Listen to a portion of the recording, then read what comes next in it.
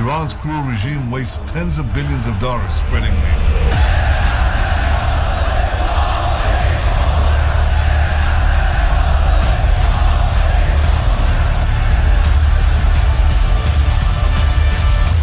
የኢራኑ መንፈሳዊ መሪ ሕይወታቸውን እንዳለፈም እየተዘገበ ነው።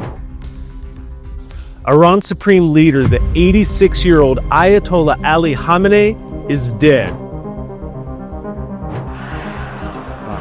ኢራን እስራኤልን አወድማታለሁ፣ አጠፋታለሁ እያለች ትገኛለች። ወደ ኪዳናችሁ ተመለሱ፣ የሀገራችሁን ሰላም አታስነጥቁ። እነሱ ግን በአመጻቸው ቀጠሉ፣ ከተማዋን አወደማት። የክርስትና ጠላት ሆነው ተገለጡ።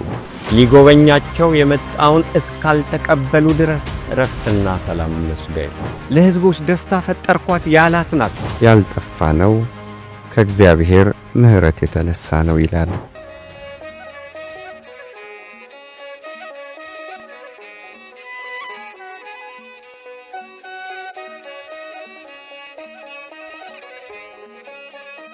በስመ አብ ወወልድ ወመንፈስ ቅዱስ አሐዱ አምላክ አሜን። የተወደዳችሁ የወርቅ ዘንግ ሚዲያ ተከታታዮች እንደምን ከረማችሁ?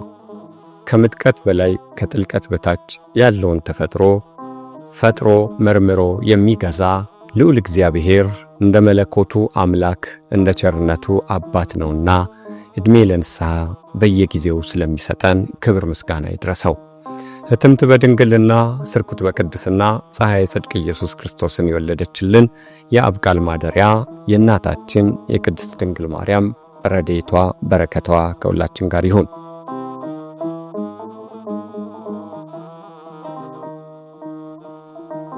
ዛሬ የመጣነው ወቅታዊ ጉዳይ ይዘን ነው። ክርስቶስን የሚከተል ክርስቲያን ሁሉ በመካከለኛው ምስራቅ የሚደረጉ ክስተቶችን መከታተል ግድ ይለዋል።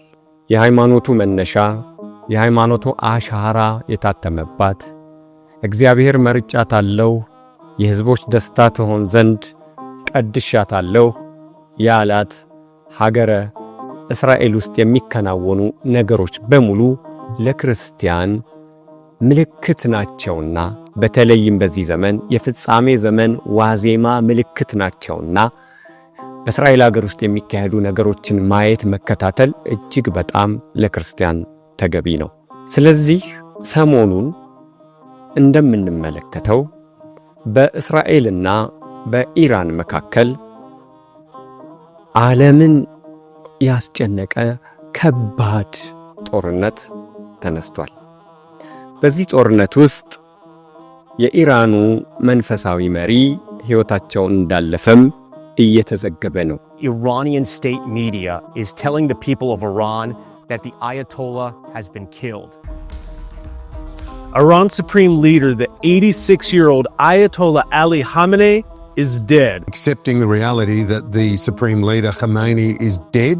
ኢራን በከፍተኛ ሁኔታ በሚሳኤል ተደብድባለች። እሷም ደግሞ አጠፋዊ ምላሽን ለተለያዩ ሀገሮች ሚሳኤል በመወርወር አሳይታለች። በተለይም እስራኤል ላይ በብዙ ከተሞች ሚሳኤል ስትወረውር ነው የዋለችው። እነዚህ ሁለት ሀገራት ለምንድነው ግጭት ውስጥ የገቡት? በድንበር አይገናኙ? ለምንድነው እንደዚህ የሚጋጩት? ምንድነው እንዲህ ደም አፋሳሽ ወደሆነ ጦርነት ይዟቸው የገባው የሚለውን ማየት ደግሞ ያስፈልጋል። መጽሐፍ ቅዱስ ስለዚህ ምን ይላል? ስለ ኢራን ምን ይላል? ስለ እስራኤል ምን ይላል? ስለ ሁለቱ ህዝቦች ግንኙነት ምን ይላል? ታሪካዊ ዳራቸውስ ምን ይመስላል የሚለውን እንድንመለከት እንድንናይ ዛሬ ይህንን መርሃ ግብር አዘጋጅተንላችኋል።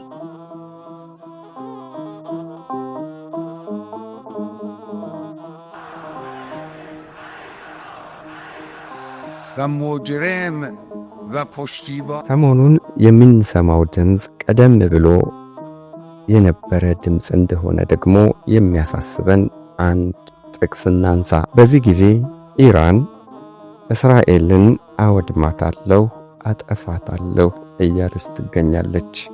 በዚህ በ21ኛው ክፍለ ዘመን በዚህ ወቅት የሚሰማው ይህ ድምፅ ቀደም ባለው ዘመንም ይሰማ የነበረ ድምፅ እንደነበረ በመዝሙረ ዳዊት ምዕራፍ 83 ቁጥር 4 ላይ ተጠቅሶ እናገኘዋለን። እስማኤላውያን፣ ፍልስጤማውያን፣ አማሊቃውያን፣ ኢራናውያን በርካቶች እስራኤልን ማጥፋት፣ ስም አጠራሯ እንዳይታሰብ ማድረግ ፍላጎታቸው እንደነበረ ልብ አምላክ ዳዊት ጽፎ እናገኛለን። ከዚህ እንደምንረዳው እነዚህ አካላት በሙሉ እስራኤል ከምድር ካርታ ላይ እንድትጠፋ የቀደመ ፍላጎታቸው እንደነበረ ነው። ነገር ግን እስራኤል በታሪክ ውስጥ እየበራች እየተበሰሰች፣ ከተማዋ ኢየሩሳሌምም በወረራ እየተያዘች እየተቃጠለች፣ እንደገና እየተገነባች ነፃ እየወጣች አሁን ያለችበት ደረጃ ላይ ደርሳለች። ነቢየ እግዚአብሔር ኤርምያስ በትንቢቱ ያልጠፋ ነው ከእግዚአብሔር ምሕረት የተነሳ ነው ይላል። እስራኤል እንደተቃጣባት ወረራ በምድር ላይ መቆየቷ ተአምር የሚያሰኝ ነው። ሕዝቡ ልበ ደንዳና ሆኖ ከአምላክ ፈቃድ እየሸሸ ኪዳን እያፈረሰ እግዚአብሔርን እያስቀየመ የተጓዘ ሕዝብ ቢሆን እንኳ እግዚአብሔር በምሕረቱ እየተመለከተ ያድናቸው እንደነበረ ልበ አምላክ ዳዊት ቀድሞ ሲጸልይ እናየዋለን።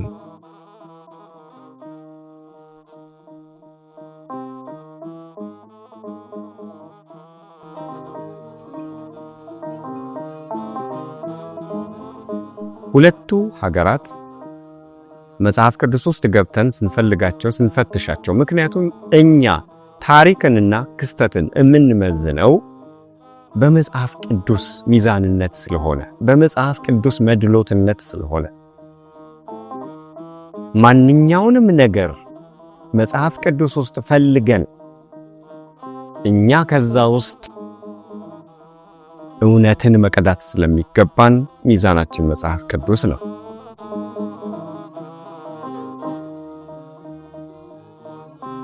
ኢየሩሳሌም የእግዚአብሔር ከተማ ትባላለች። እግዚአብሔር ኢየሩሳሌምን የስሙ መጠሪያ፣ የአምልኮቱ መከበሪያ እንድትሆን ከጥንቱ መርጧታል። ዳዊትም የመንግስቱ ዋና ከተማ እንድትሆን ሲመርጣት፣ ልጁ ሰሎሞንም እውነተኛውን የአምልኮ መቅደስ አነጸባት። በዚሁ ጥሩ ስሟ ታወቀ፣ ወሬዋም ደመቀ። በዘመነ ብሉይ አሕዛብ ሳይቀሩ ኑ ወደ ኢየሩሳሌም እንውጣ፣ ለእስራኤል አምላክ እንስገድ እያሉ በየበዓሉ በየዓመቱ እየወጡ ለእግዚአብሔር ሲሰግዱ ነበር። ዛሬም በዘመነ ሐዲስ ሕዝብና አሕዛብ ከልዩ ልዩ ትውልድና ወገን ቅድስት የእግዚአብሔር አገር እያሉ ይሰባሰባሉ። ከምስራቅና ከምዕራብ፣ ከሰሜንና ከደቡብ በየዘመኑ እየመጡ በዚህ ስፍራ ለእግዚአብሔር ይሰግዳሉ። የፈጠርካቸው አሕዛብ ሁሉ ይመጣሉ፣ በፊትህም አቤቱ ይሰግዳሉ፣ ስምህንም ያከብራሉ ይላል። ክርስቲያኖች ወደ ጎልጎታ፣ እስራኤላውያን ወደ ምኩራብ፣ እስላሞች ወደ መስጊድ ይሮጣሉ። ከክርስቶስ ልደት በፊት ወደ ኋላ ሄደን የእስራኤልንና የኢራንን ግንኙነት በመጽሐፍ ቅዱስ ውስጥ ስንፈልግ በእጅጉ አስደናቂ የሆነ ታሪክ እናገኛለን። እስራኤላውያን አምላክ የገባላቸውን ቃል ኪዳን ወደ ጎን ትተው ከሕጉና ከትእዛዙ ርቀው ራሳቸውን ለአመፅ ዳስገዝተው ነበረ። እግዚአብሔርም በነቢዩ ኤርምያስ ላይ አድሮ ለ23 ዓመት ወደ ኪዳናችሁ ተመለሱ፣ የሀገራችሁን ሰላም አታስነጥቁ፣ አሁን እየሄዳችሁበት ያለው መንገድ ረፍት አይሰጣችሁምና ቃሌን ስሙ፣ ወደ ሕጌ እቅፍ ወደ ሥርዓቴ ግቡ፣ ተመለሱ እያለ ቢነግራቸውም እነሱ ግን አልሰሙም። ፈጣሪ በባሪያዎቹ በነቢያት የነገራችሁን ቃል ስሙ፣ የንስሐ ጥሪ በልቦናችሁ ውስጥ ይግባ እያለ ደጋግሞ ድምፁን ቢያሰማቸውም እነሱ ግን በአመፃቸው ቀጠሉ፣ ጆሮአቸውንም አላዘነበሉም።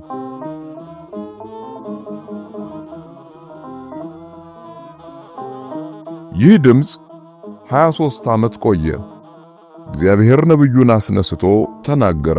እነሱ ግን አሻፈረኝ አሉ። ክህደትን፣ ክፋትን፣ አምልኮተ ጣዖትን ወደዱ። ምርጫቸው ይሄ ሆነ። እግዚአብሔርም ክብሩን ከአገሪቱ አነሳ። የሱ ክብር ሲነሳ ደግሞ የአገሪቱ ሰላም በረከት ታጣለች። የአሕዛብ ጉልበት ይገለጥባታል። የሰላም፣ የነጻነት፣ የእረፍት ምንጫቸውን አምላክን ስለካዱ እግዚአብሔርም ጥበቃውን ከነሱ ላይ አነሳ። በባርነት በምርኮ ለ70 ዓመት እንደሚወድቁ በነብዩ በኩል ነገራቸው። ግዙፉ የባቢሎን ኢምፓየር በናቡከደነጾር እየተመራ ወደ ኢየሩሳሌም መጣ። ከተማዋን አወደማት፣ ቤተ መቅደስም አቃጠለ። እስራኤላውያንንም በምርኮ ወደ ባቢሎን ወሰዳቸው። የባርነት ጊዜ ያስመረራቸው፣ የጨለማ ዘመን ያንገሸገሻቸው እስራኤላውያን ዓይናቸው በእንባ ተሞላ፣ መሪር ለቅሶ አለቀሱ። በዚህ የጨለማ ዘመን ውስጥ የነበሩት ነቢያት እግዚአብሔር የምህረት እጁን ለኢየሩሳሌም እንዲዘረጋ እንዲሰጥ ልመና፣ ጸሎት ያዙ። የሰው ልጅ ደስታ የሚያስደስታቸው መላእክትም በፊቱ ቆሙ፣ ምህረትን ለእስራኤል ጠየቁ። የምህረቱ ብዛት ጥልቀቱ የማይለካ ፈጣሪ የመላእክቱን ልመና፣ የነቢያቱን ጸሎት ሰማ። በዚህ ጊዜ ነው እንግዲህ የእስራኤልና የኢራን መልካም ግንኙነት የሚጀምረው። አስደናቂው ታሪክ እዚህ ላይ ይወለዳል። እግዚአብሔር እስራኤላውያንን ከባቢሎን ኢምፓየር የባርነትና የምርኮ ኑሮ ነፃ ያወጣቸው ዘንድ የፋርስ ንጉሥን መንፈስ አነሳሳ።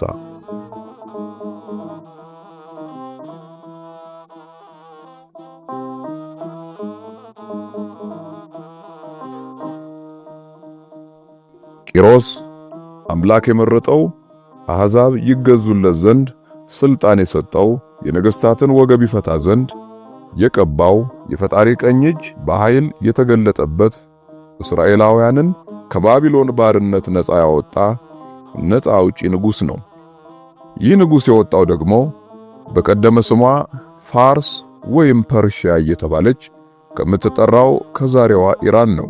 አምላክ የመረጠው የፈረሰችውን ኢየሩሳሌም ይጠግን ዘንድ የኤልሻዳይን ቤተ መቅደስን እንደገና ይገነባ ዘንድ ከነቢያቱ ጋር የተስማማ ታሪክ ያለው ቂሮስ በትርጓሜ መጽሐፍ ደግሞ ሌላ መልክ አለው። ከባርነት ወደ ነጻነት እስራኤላውያንን ንጉሥ ቂሮስ እንዳሻገረ በዚህ መንገድ መገለጡ ደረቅ ወንጌል ነው ይላሉ። የትርጓሜ ቤት መምህራን ይህ የመሲሁ ምሳሌ ነው እንደዛ ይተረጎማል። ከዘመናት የዳቢሎስ እስር ነፃ ያወጣን፣ ምርኮን የመለሰ፣ ገነትን የከፈተ መሲሁ ነውና ሚስጥሩ ሲፈለቀቅ ትርጓሜው ቂሮስ መሲሁን ያሳያል ይላሉ።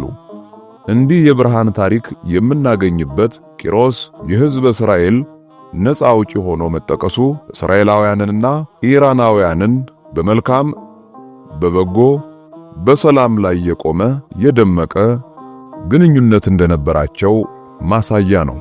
ከመጽሐፍ ቅዱስ ታሪክ መዘን ስናይ ፋርስ ወይም ኢራን እስራኤላውያንን ለማዳን እጇን የዘረጋች ሀገር እንደነበረች ማሳያ አድርገን የምንጠቅሰው ሁለተኛው ማስረጃችን ደግሞ በመጽሐፍ አስቴር ከምዕራፍ 6 እስከ ምዕራፍ 9 ላይ የተጠቀሰውን ታሪክ ነው። በዚህ ታሪክ ላይ የፋርስ ንጉሥ አርጤክስስ እንዴት እስራኤላውያንን እንደታደገ የሚያሳይ ታሪክ ተጽፎ እናገኛለን። የአማሊቅ ንጉሥ የሆነው ሃማ አይሁዳውያንን ለማጥፋት አዋጅ አውጥቶ ነበረ። ነገር ግን የፋርስ ንጉሥ የሆነው አርጤክስ ሃማን ይዞ ሰቅሎ አዋጁን ሽሮ እስራኤላውያንን እንደታደጋቸው በዚህ በመጽሐፍ አስቴር ከምዕራፍ 6 እስከ 9 ተጽፎ እናገኛለን። ይሄ የሚያሳየው ኢራናውያን፣ ፋርሳውያን፣ አይሁዳውያን ዘራቸው እንዲቀጥል ከፍተኛ አስተዋጽኦ እንዳደረጉ ነው። በሌላ ጊዜ ደግሞ በሌላ መልክ ኢራናውያን ወይም ፋርስና እስራኤል ጦርነት ውስጥ ገብተው እንደነበረ የሚያሳይ የመጽሐፍ ቅዱስ ክፍልም አለ።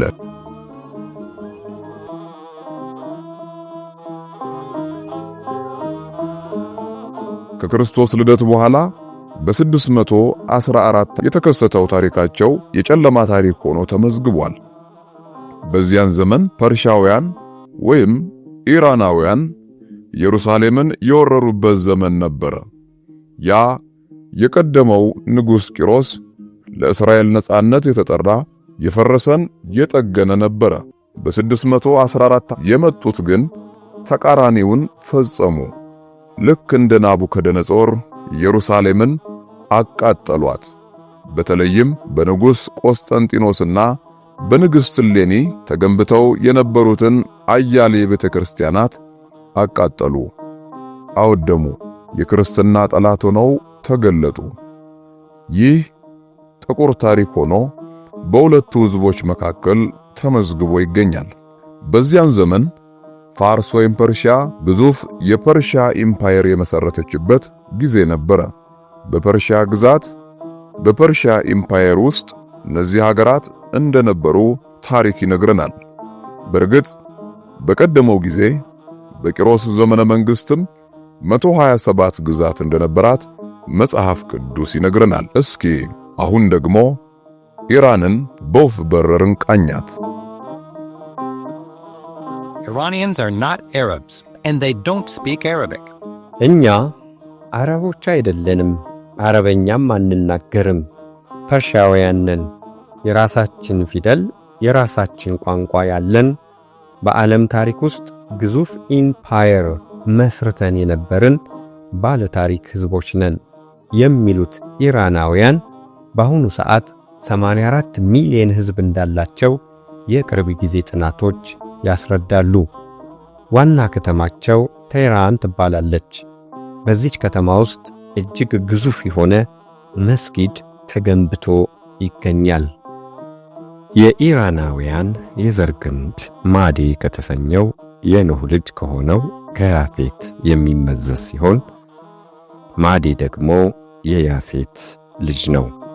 የኋላ ኋላ ከፋርስ ነገድ ጋር በመዋሃድ የሜዶን ፐርሺያ ኢምፓየር መስርተው ግዙፍ ግዛት ይዘው እንደነበረ ደግሞ በመጽሐፍ ቅዱስ ተጠቅሶ እናገኘዋለን። ያ ዘመን ከ539 እስከ 331 ከክርስቶስ ልደት በፊት ነበረ። አሁን ኢራን የሚለው ስም መጠሪያ ሆኖ የተደነገገው መጋቢት 21 1935 የዛሬ 89 ዓመት ነው። ከዛ በፊት ግን ኢራን ስሟ ፋርስ ነበረ። በ614 እስራኤልን በወረሩ ጊዜ ገንብተውት የነበረው የፐርሺያ ኢምፓየር ኢራቅን፣ አፍጋኒስታንን፣ ፓኪስታንን፣ ቱርክን፣ ሲሪያን፣ ጆርዳንን፣ እስራኤልን፣ ግብፅን ያስገዛ የነበረ ወደ ግሪክም ገብቶ ተሸንፎ እስኪወጣ ድረስ ግዛቱን ያስፋፋ ኃይል እንደነበረ በታሪክ ተጠቅሶ እናገኛለን። በሀገሪቱ በአሁኑ ሰዓት ዙፋን ዘርግቶ መንግሥት አቋቁሞ ያለው ኃይል በአንድ ሃይማኖት የበላይነት የሚያምን እስልምናን ብሔራዊ ሃይማኖት አድርጎ ያወጀ በ1979 በመፈንቅለ መንግሥት ወደ ሥልጣን የመጣ ነው።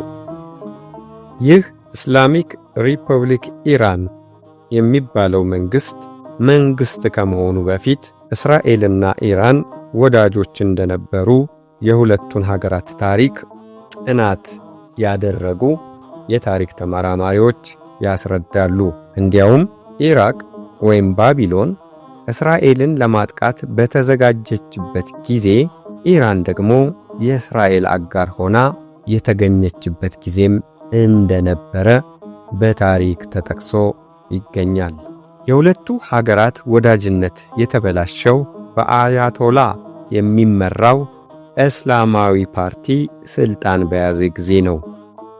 ይህ ኃይል እስራኤልንና አሜሪካን ጠላት አድርጎ ሞት ለእስራኤል ሞት ለአሜሪካ ብሎ በማወጁ ምክንያት ወዳጅነታቸው ወደ ጠላትነት ተቀይሯል። Iran's cruel regime wastes tens of billions of dollars spreading hate.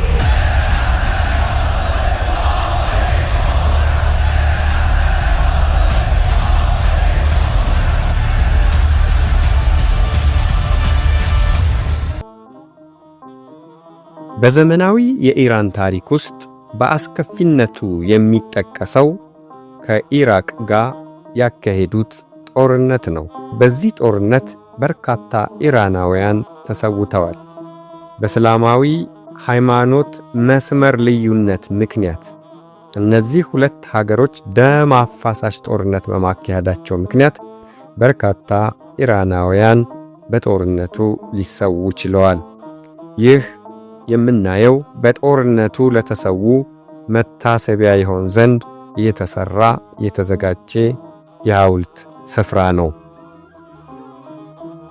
በሌላ በኩል ደግሞ የሕዝቡንና የመንግስትን አመለካከት የተለያየ መሆኑን የሚያሳዩ በርካታ ዶክመንተሪ ፊልሞች ተሰርተው እናገኛለን።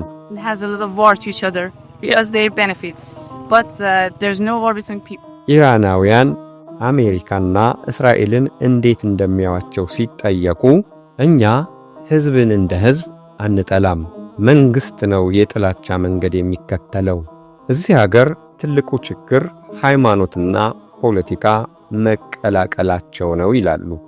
ኢራን ሂዝቦላ፣ ሐማስ በየመን የሚገኙ ጽንፈኞችን በማሰልጠንና በማስታጠቅ ሥራ ላይ በመገኘቷ በዓለም አቀፍ መንግስታት ዘንድ በስጋት እንድትታይ ሆናለች። እንደ ሳውዲ አረቢያ ካሉ ሀገራትም ጋር መልካም ወዳጅነት የላትም። ምክንያቱ ደግሞ በእስልምና ሃይማኖት በሚመሩበት መንገድ የተለያየ አቅጣጫ ላይ በመቆማቸው ምክንያት ነው። የሁለቱን ህዝቦች ታሪክ ጠቅለል አድርገን ስንመለከተው በዘመነ ብሉይ ቂሮስ ነግሶ በነበረበት ዘመን ወዳጅነታቸው እጅግ አስደናቂ እንደነበረ፣ ከክርስቶስ ልደት በኋላ ደግሞ ከታሪክ ማህደር ታሪካቸውን መዘን ስናወጣው በተለይም በ614 ፐርሻውያን ወይም ኢራናውያን ኢየሩሳሌምን ወረው የክርስትና አሻራዎችን ባወደሙበት በዛን ጊዜ የተከሰተው ታሪክ ዘመን የማይረሳው፣ ኢራናውያንም የክርስቲያን ጠላት ሆነው የተገለጡበት ሆኖ እናገኘዋለን። እንግዲህ እንደምናየው ሰላም እረፍታታ ዘመኗን እያሳለፈች ያለችው እስራኤል እንዴት ነው የምታርፈው? መቼ ነው የምታርፈው? መጽሐፍ ቅዱስ መቼ ታርፋለች ይላል? እረፍት ለእስራኤል የሚመጣው መቼ ነው? ይህንንም ማወቅና መረዳት ያስፈልጋል። መድኃኔዓለም ኢየሱስ ክርስቶስ ቤታችሁ የተፈታ ሆኖ ይቀርላችኋል ብሎ የነገራቸው እስራኤላውያን አሕዛብ በመጡ ጊዜ ያስጨንቋችኋል ብሎ የተናገረላቸው እስራኤላውያን መሲሁን መቀበል ያልፈለጉት እስራኤላውያን የወደፊት ዘመናቸውም አስቸጋሪ ክርስቶስን እስካልተቀበሉ ድረስ ጌታቸውን፣ መድኃኒታቸውን፣ ሰላማቸውን፣ ፍቅራቸውን፣ ነፃነታቸውን እስካልተቀበሉ ድረስ ሊጎበኛቸው የመጣውን እስካልተቀበሉ ድረስ እረፍትና ሰላም መስገል። በኋለኛው ጊዜ ግን ለመዳን የተቀመጡ ቅሪቶች በሚወጡበት ጊዜ በጌታ ስም የሚመጣ የተባረከ ነው የሚለውን የቀደመው የነ ዳዊትን መዝሙር በሚዘምሩበት ጊዜ ኢየሱስ ክርስቶስ አምላክ መሆኑን በተቀበሉበት ጊዜ ጥቂት ቅሪቶች ስለሚኖሩ ድህነት ያኔ ያገኛሉ፣ እረፍት ያኔ ያገኛሉ። የፍጻሜው የመጨረሻው ጦርነት ከመካሄዱ በፊት እስራኤል ውስጥ የሚበቅሉ የክርስቶስ ተከታዮች አሉ። ቅሪት ሆነው የተቀመጡ፣ ተዳፍለው የተቀመጡ፣ በኋላ የሚቀጣጠሉ አሉ። ቅዱስ ጳውሎስ ስለነሱ ይነግረናል። እስራኤል በሙሉ አይጠፋም፣ ቅሪቶቹ ምን ይላሉ? ይድናሉ ይላል። አዳኛቸውን ስለሚቀበሉ እረፍት የሚያገኙበት ዘመን ደግሞ እንደሚመጣ መጽሐፍ ቅዱስ ይነግረናል። ቀደም ባለው ጊዜ ነቢየ እግዚአብሔር ዳዊት እንደነገረን እስራኤል ትጥፋ፣ ትውደም፣ ስም አጠራሯ አይኑር፣ ከምድረ ገጽ ትጥፋ የሚሉ ሀገራት ዝርዝር ጠቅሶልናል ነበሩ። በቀደመው ጊዜ ነግሮናል። ያ ትንቢት አሁን እየተፈጸመ ያለ ይመስላል። እስራኤል ትውደም፣ እስራኤል ትጥፋ፣ ስም አጠራሯ አይኑር፣ ከምድረ ገጽ መኖር የለባትም የሚሉ ድምጾች እየሰማን ነው የምንገኘው። ግን ልበ አምላክ ዳዊት ቀደም ብሎ ከክርስቶስ ልደት በፊት እንዲህ አይነት መንፈስ ያለባቸው ሀገራት፣ ነገድ እንደሚመጡ ቀድሞ ነግሮን ነበረ። መጨረሻቸው ግን ያቺ ሀገር በእግዚአብሔር የተመረጠች፣ ያቺ ሀገር በእግዚአብሔር የተቀደሰች ነችና እግዚአብሔር የማይተዋት ስለሆነ በአሸናፊነት እንደምትወጣ መጽሐፍ ቅዱስ ደጋግሞ ነው የገለጠው የነገረን። አሁን ሕዝበ ክርስቲያን ወይም እኛ ክርስቲያኖች እስራኤልን የምንመለከትበትን እይታ ማያችንን ማወቅ ያስፈልጋል። በመጀመሪያ ደረጃ ሀገሪቱን እግዚአብሔር የመረጣት ናት፣ የቀደሳት ናት፣ የባረካት ናት። ለሕዝቦች ደስታ ፈጠርኳት ያላት ናት። በኋለኛው ዘመን በዘመነ ሐዲስ ደግሞ መለኮት በሥጋ ተገልጦ የተራመደባት፣ ሕማም ድካም የተቀበለባት፣ ሥጋውን የቆረሰባት፣ ደሙን ያፈሰሰባት ቅድስት ሀገር ናት። ስለዚህ ክርስቲያን የሃይማኖቱ መነሻ፣ የሃይማኖቱ መጀመሪያ፣ የሃይማኖቱ ታሪክ አሻራ ያረፈባት ሀገር ናትና የወዳት ዘንድ ግድ ነው። ይህን መረዳት ያስፈልጋል። እኛ እስራኤልን ስንወድ፣ እኛ ኢየሩሳሌምን ስንወድ መጽሐፍ ቅዱስ የሚለውን በመረዳት ነው። በዛች ሀገር ውስጥ የሚገኙ ሕዝቦች በሙሉ በጣም ብዙ የተለያዩ ሕዝቦች አሉ። በእኩልነት ቋንቋ እንዲናገሩ፣ በሰላም እንዲኖሩ፣ በፍቅር እንዲኖሩ፣ በፍትህ እንዲኖሩ እንጸልያለን፣ እናስባታለን። ይቺ የሃይማኖታችን መነሻ የታሪካችን አሻራ ያረፈባት ሀገር ሰላም እንድትሆን ምንም ይሁኑ ምን በዛች ሀገር ውስጥ የሚገኙ ሕዝቦች በሙሉ በሰላም እንዲኖሩ ክርስቲያን መጸለይ የሚገባው ሃይማኖታዊ ፍሬው ነው።